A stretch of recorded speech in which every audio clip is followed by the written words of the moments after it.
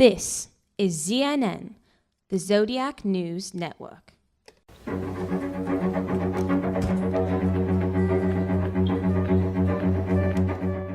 Welcome back to ZNN, the Zodiac News Network. This is episode 3. I'm your host, Dr. Lawrence D'Antonio. Let's get right to it. We've got some breaking news here on the Zodiac News Network. As you know, the murder case of Nicole Simpson and Ron Goldman was not solved in criminal court. And so the case is open and being investigated by the Los Angeles Police Department. There is great news. O.J. Simpson has been paroled. He will be back trying to solve the murder immediately as soon as he gets out of prison. That's good news. Go O.J. We're really happy. Yeah. Number 2, we've had a few people who have asked some questions. We've got a film crew here. I was asked to do this show, and they've never seen my work before, so they're kind of asking a lot of questions. And one of them was, how do I know that this isn't Photoshop or pareidolia? And so we're going to address that in today's show. We also have a winner for the Inspector Tashi Award again. This gentleman's name is Robert Ohouse. Robert had a question here that was, you stated that there are numerous ways that you can identify a zodiac letter. I'm going to address that today. And as you can see, I've got the infamous postcard that the newspaper received about your secret pal. We're going to talk about that. Okay, yeah. I've got a question for you. Yes, Jethro. Have you seen my wife lately? Why, yes, Jethro. Well, let's continue here. We're going to talk about the something that I showed you in the last show. And I showed you a brief clip of some unusual staining on the inside of this particular letter that was sent to the San Francisco newspaper, which was ruled a counterfeit by handwriting expert Lloyd Cunningham. Now, what we know from our research is we know that the images are transferred in oil staining. And what occurred was a lot of the original oil staining was just very globular, but we noticed on the inside of this particular letter that the oil staining was rectangular or squarish with good clean corners, and so I showed that to you. Now, many investigators have asked me, how do I know so quick that a letter is true blue zodiac? And that's because I look for certain things, and one of the things I look for is oil staining, which we're going to demonstrate today in some of the photos. Inside that oil staining is where you're going to find the images. But what we're going to show you here is just examples of oil staining. So you get a good look at it on this card. This was Science Doesn't Lie. This is a true blue zodiac letter. Also, we're going to talk today about how images, for example, could be falsified or fake news.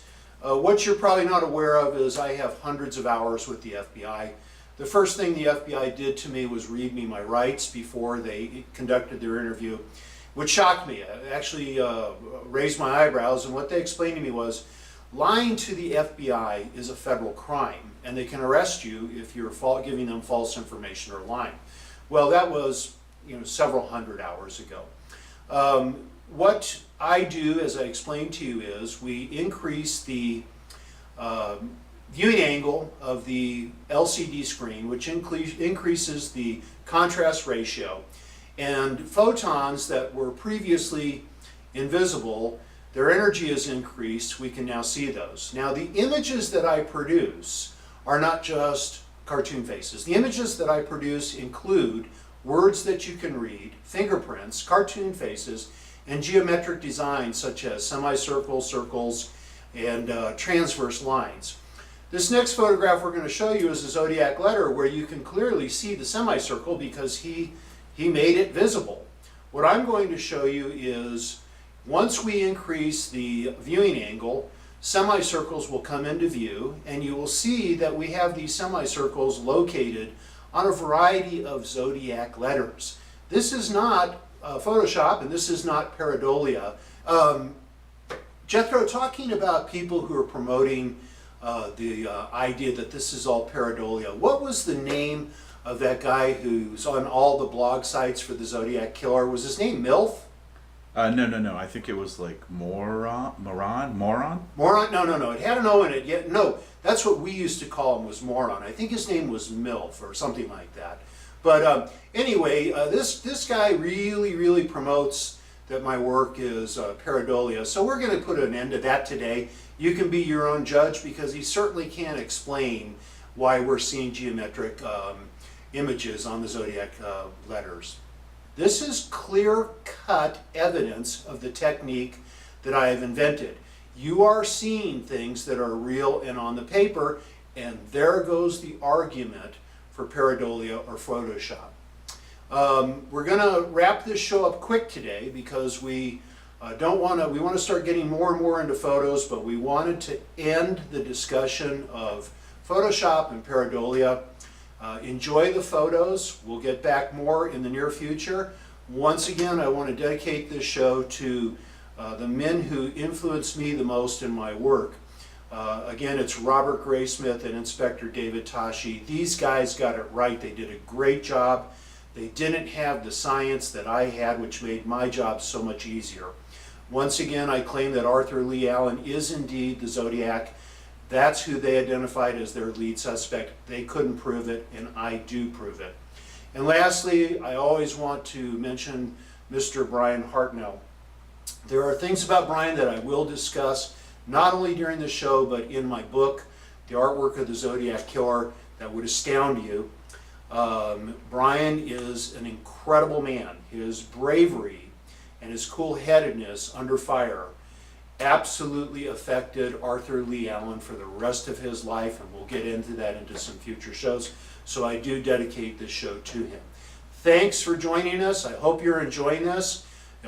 Don't let other people influence you. Once again, there is nothing but bad news on the Zodiac websites. These are people who are trying to prove that they are intelligent and that they know what they're talking about, when in fact they don't have a clue. Thanks again. Bye. Thank you for watching CNN, the Zodiac News Network.